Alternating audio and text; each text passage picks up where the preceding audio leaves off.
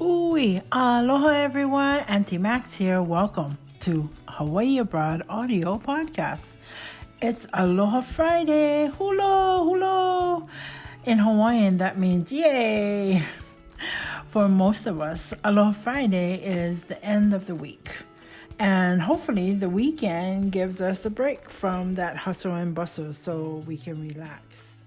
Well, every Aloha Friday here on Hawaii Abroad, I want you to sit back, relax, and listen to my guests as they share their journey on relocating away from our homeland of Hawaii. Hear their experiences, their benefits, their challenges, and much, much more as we say in Hawaiian, kuka kuka, or talk story. For this first episode of Season 2, I wanted to start with interviewing a very special kupuna or elder. In our culture, elders play a very important role in our life, and we are to respect everything about them, especially their many years of knowledge and experiences. As for me, when I have the opportunity to talk story with a kupuna, I just listen and try not to say too much because they have so much rich information to share. So today I have a very special guest with me. He's always been there for me throughout my whole life. He's my biggest life coach, supporter, guide, mentor, cheerleader, and one of the most important men in my life. I remember growing up and he would always ask me, "How much do you love me?"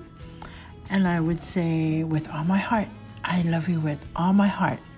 That special man in my life is my dad, Joseph Kealohaonapua Charles. So everyone, sit back, relax, enjoy, and let's listen to what my dad have to say about his journey and living abroad.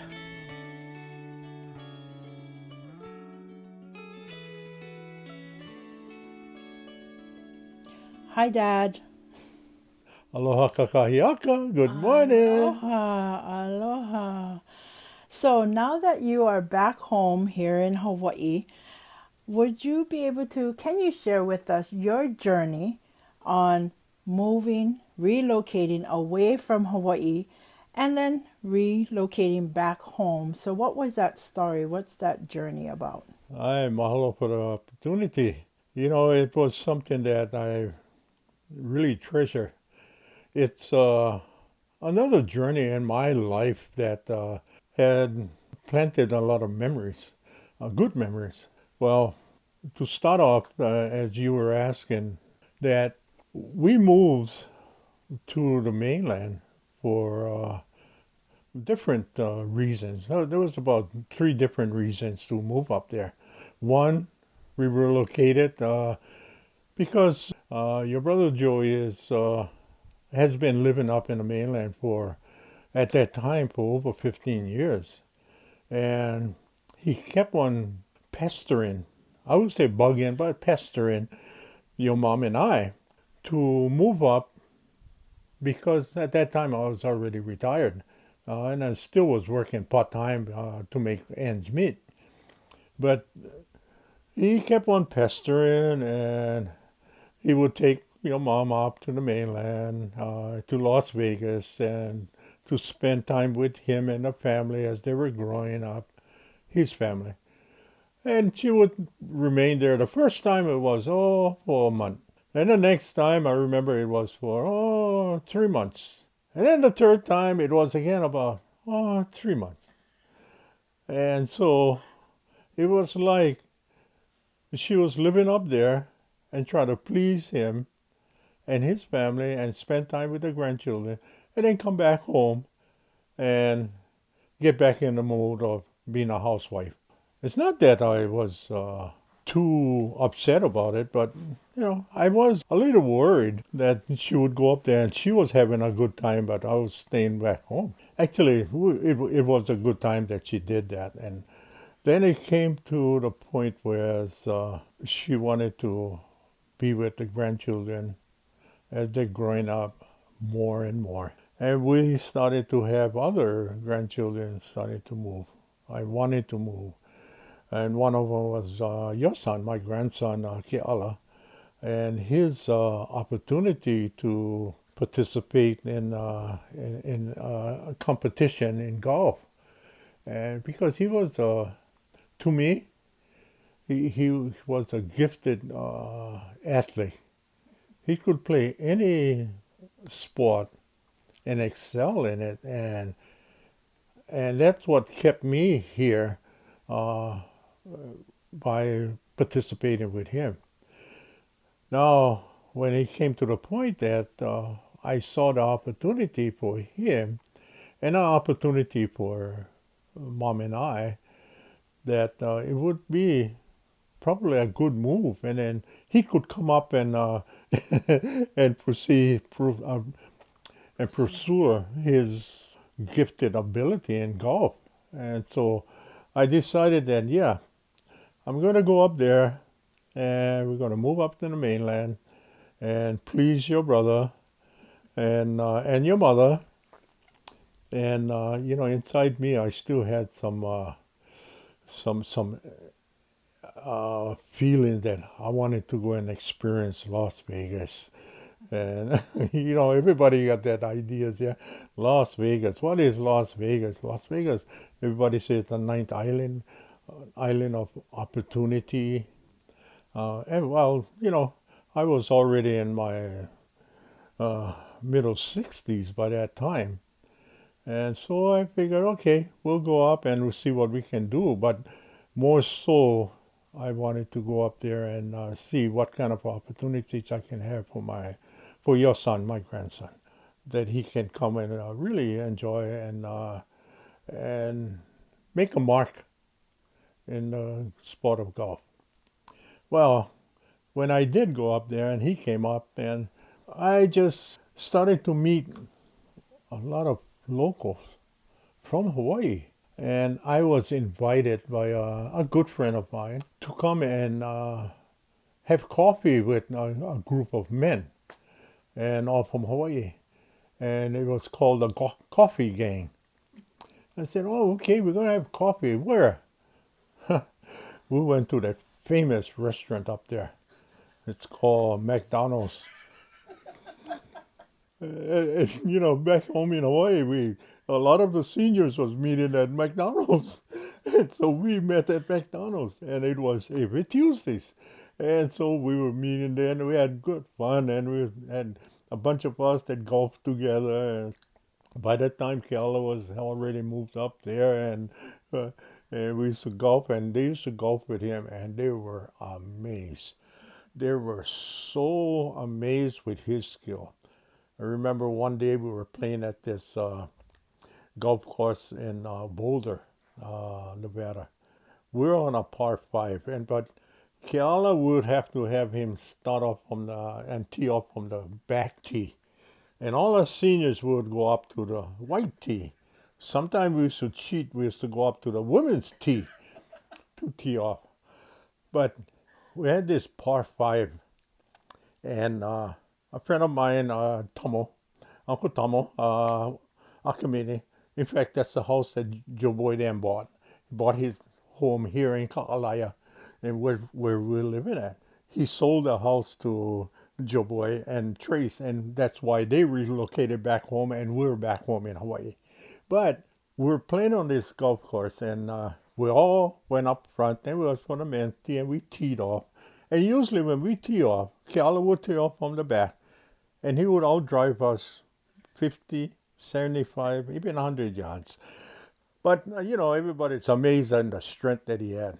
Well, this one, par 5, we teed off. Yes, of course, he outdrove us. And so we hit our second shot, and we went up to his shot. And he had about 85 yards, I think, into the green. Now, taking into account that it's a par 5. And his second shot only about 85 yards in. Everybody shaking their head. They said, how can it be, this boy can hit so far? Well, the second shot he took, we saw the ball bounce in front of by the green, on the green, and it rolled. And then it disappeared. And they said, oh my, he hit it over the green. So we all walked up there and parked our carts, and he came out, and we were looking around for his ball. So we go to the back of the green, and it's like elevated from the front to the back, and we look over and say, it's not here. And he walks up to the flag, yeah, and to the cup, and he looked in the cup. He said, "Oh, Papa, it's in the cup." Everybody turned around, they went and looked. They said, "Wow." That was the first time they saw anybody make an eagle. And that means he made it in two instead of five. And so, he just made a name for himself up there with the seniors, and everybody was so flabbergasted with him. And so that's the kind of experience that I was looking for. And then he participated in a lot, and we traveled to many different tournaments together, and for him to play in. And getting back to my seniors, I spent split time with them and my grandson, but we always used together. And we had a special day of the month, and that special day was called cooking class, where we used to go to Tamo's house, and a bunch of us, husbands and wives. Oh, by the way, the coffee gang for men only turned into women also, because the women infringes onto the men. But we enjoyed it when we was only men, but then the women came and this kind of took over, But and it never stopped. We kept on. But we used to go to every once a month and have this cooking class, and they always had a topic, and the different topics is a different type of food that we prepared home here. We had the Hawaiian, we made laulaus together.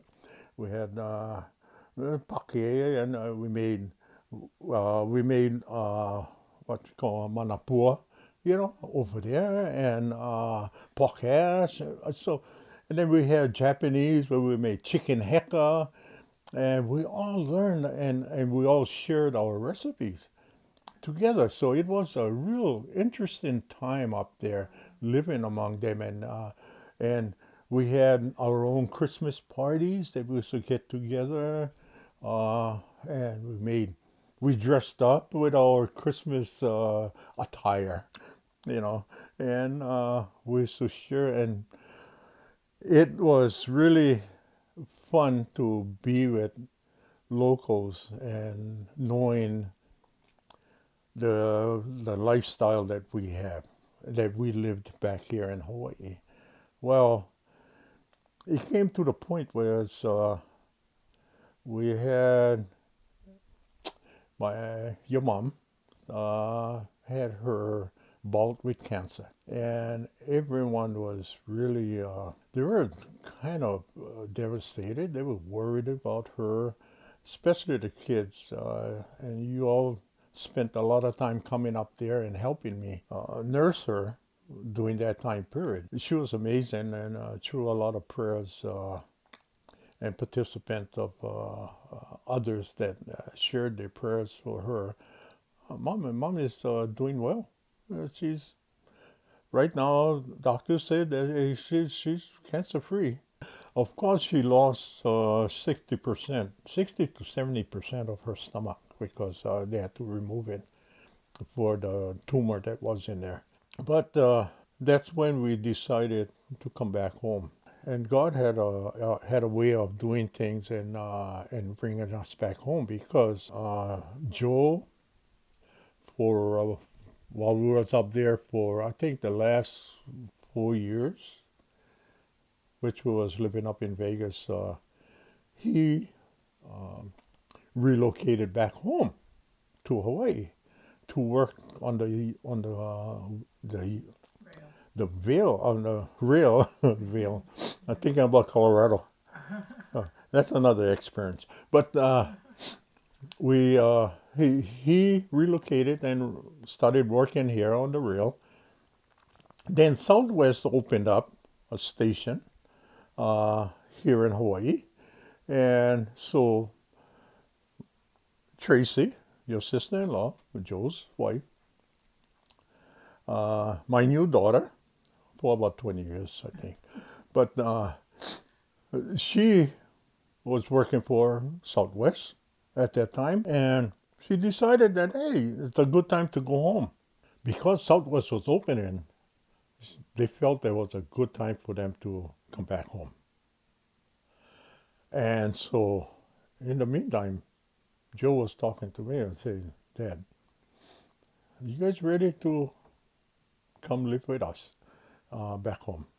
You see, when we was up there, we moved in with them, but then we decided that, hey, it would be best and more freedom if we move away. They don't have to watch over us and make sure we keep our, what, Q's and T's, right? So we moved out, and we enjoyed being separated from them, but just being close. So we only lived about, I would say, 2 miles away from them. Uh, or 3 at the most at one point. But we said, okay, yeah, it's time because we needed to bring Mom home too. She wasn't 100% at that period, so we figured, well, come home and the family is all at home, except for the grandchildren that was already up there, relocated. So we came back home. Here in Hawaii. And Tracy, of course, she got the position here at the first wave of attendees and personnel to work for Southwest, and they opened the station. And that's how we're back here. So till then and now, I felt that we enjoyed the mainland. It was an opportunity. We had a lot of experiences, adventures. Oh, the adventures up there was we could take road trip, not be concerned about what time we're going to go back home. If we wanted to, if we wanted to go and eat something different, we'd jump on a car with my good buddy up there, Uncle Jason Spain. Yeah, same name, same as Spain, you know. But he wasn't Spanish; he was Portuguese. And what a Portuguese! But he was my best friend up there. And we used to get on a car together as couples, and we would drive all the way to St. George, Utah. Yeah, we would drive all the way to St. George, Utah, and it would take us probably about a couple hours to get up there from Las Vegas. And we used to go up there to eat what we call Mongolian. It's they have this big skillet, or it's flat top. You know, if you notice the Greeks, they have this type of cooking. They cook on this flat top, like a big frying pan, but it's just flat. And you choose whatever meat that you want and your vegetables, and you put it in a heaping bowl, and you give it to the cook, and he'll cook it, and it tells you what kind of sauce you want, and if you want it spicy or mild, or then he would make it, and then put it on a plate, and we would just chow down. But it was so honor. Uh, and so that's the kind of things we would do. Also had adventures of going camping. Would go to camp up in St. George, but there had a different part of the canyons there, yeah, and state parks, national park. And remember one day that we decided to go, and there was about 16 of us that we was gonna go camping. Now the camping is in a vacation rental house with 4 bedrooms, and in the family room we could sleep about 7 or 8 of us. So what we did is we divided. The women can have the bedrooms, and the man was family room. And so, and then it was a little on the nippy side. Uh, Then we had a campfire outside. There was a lake, well, a small little lake, and we could do different things. So, but what had is Tomo, and Tomo was the he was the chef.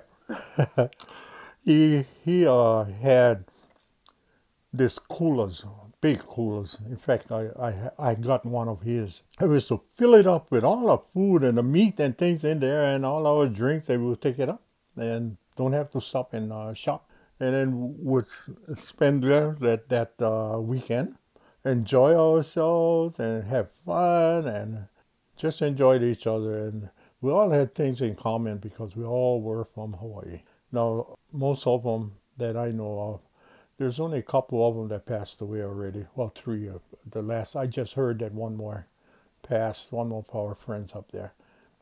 But they all remained up there and never came back yet. And yet, just the two of us, Mom and I, are back here. So I look forward in going up and visiting them. This last 2 years, we couldn't do it because of a pandemic. But we decided that we're going to go up and visit our friends in a couple of months, and that should be in about August. And they're still there, and I see the reason why they moved up. It was majority of them was because of the financial situation and the hardship to staying here, and they had the opportunity.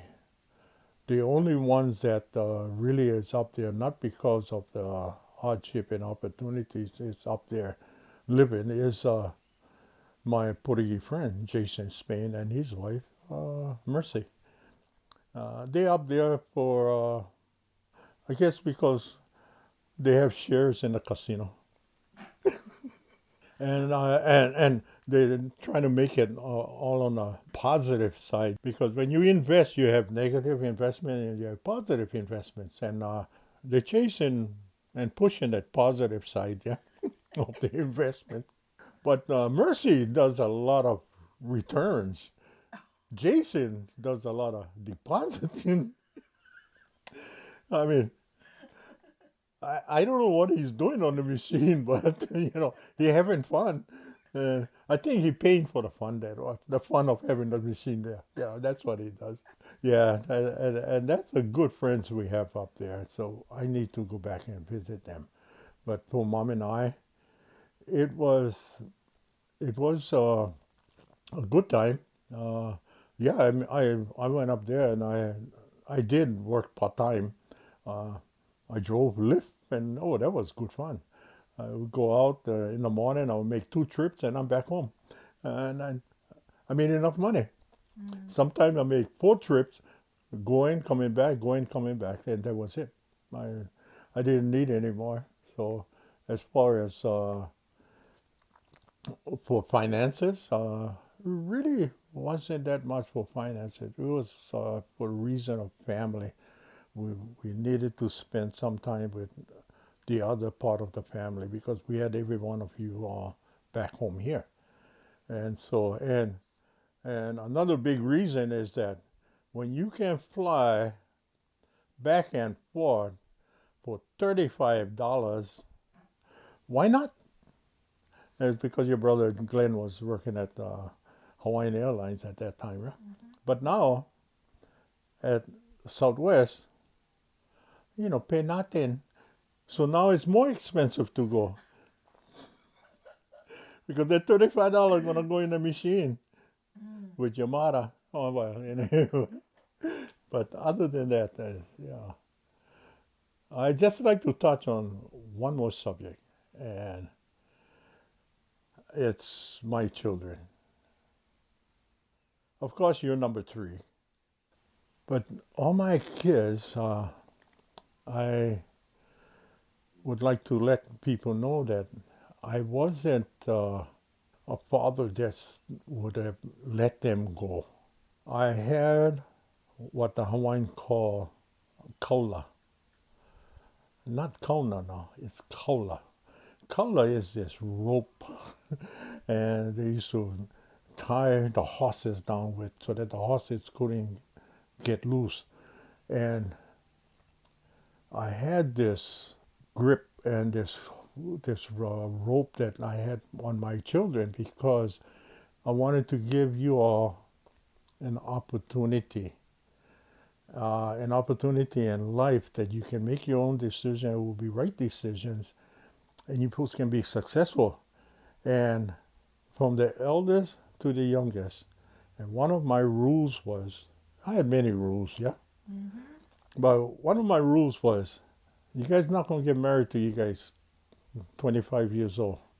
You guys not gonna make me a grandfather before I'm 50. That was for my girls. For my boys, you guys not gonna have girlfriends. You guys gonna look for college. You guys gonna go to school. Did any of you follow that rule? Let me think about it. We did eventually in life, but not while we was in the same house. But anyway, yeah, I wasn't a grandfather till I was 50. Just when I was 50. But let's see. Oh no, it was before. Nicole came before I was 50. Anyway, that's another story. I just wanted to see my children to be able to survive in life and take care of our name. Our name is very important. Yeah, people ask, how you get the name Charles, Uncle or Dad? How we got the name Charles? Well, we got the name Charles because my grandfather's name was Joseph Charles Uli'i, and I was his namesake, and I was named Joseph Charles. There's other Joseph Charles out there. My cousins, say my mother's cousin, his name was Joseph Charles, but the last name they carried the Uli'i. We never carried the Uli'i. Uh, I'd like to one day see if I would carry the Uli'i as a hyphen, Joseph Charles Uli'i. But the name is important, and that's why I was the way I was. That I didn't want to see the kids and go out and say, oh, you know, these Charles kids and this and that. And I was very adamant if just giving them the opportunity to live their lives and have a good name. I know of others that had to change their name because of what happened in their families. But that's not what I was looking at. I was looking at raising a family, making sure they prosper in whatever endeavors they do. If they wanted to play sports, they play sports. If they didn't want to play sports, well, they better do something else that's going to keep them, keep you all uh, involved instead of being too much free time. And I congratulate you for this opportunity, and I congratulate you for this program. But I congratulate you mostly all for being a kumu and getting promoted to a kumu in hula and your chosen profession, because that was something that I was very involved in, making sure that you were given that opportunity to do the hula and be taught by the right people. So, yep, everybody, this is my daughter, Kumu, Kawahine, Ho'omanaonui, Charles Uli'i, Aole Lava. Thank you so much for that, Dad. You're welcome. That was a lot spiritually, emotionally for me, and I'm just so grateful. And yeah, when it comes to the way Dad raised us, it was a tightrope, like he said. But now that we are all adults, we definitely can see why, especially since me and all my siblings were not only makua parents, we are kupuna now, we are grandparents. So, that experience and that love that Dad shared with us, travels with us, and we're very, very grateful.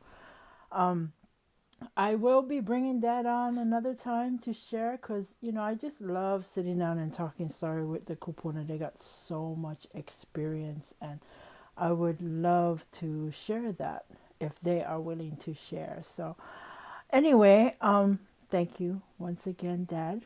Is there any other message that you want to share before we close? That's a loaded question. Oh boy. Okay, everybody go take a drink right now and then come back because he's going to share a little bit more. Is there any other message that you would like to share?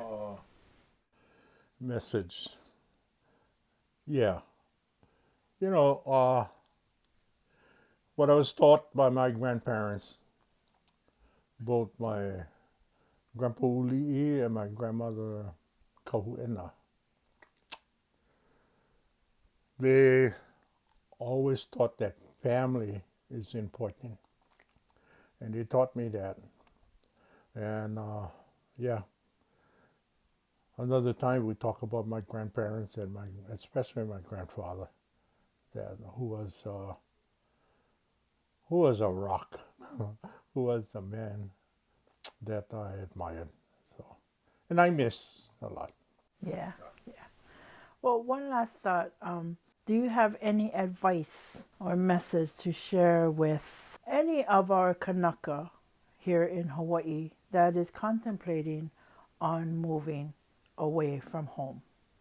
Yeah, for whatever reason they need to make that move, I would say to stay in touch, be connected, to find those that you could get to be close friends with wherever you move to.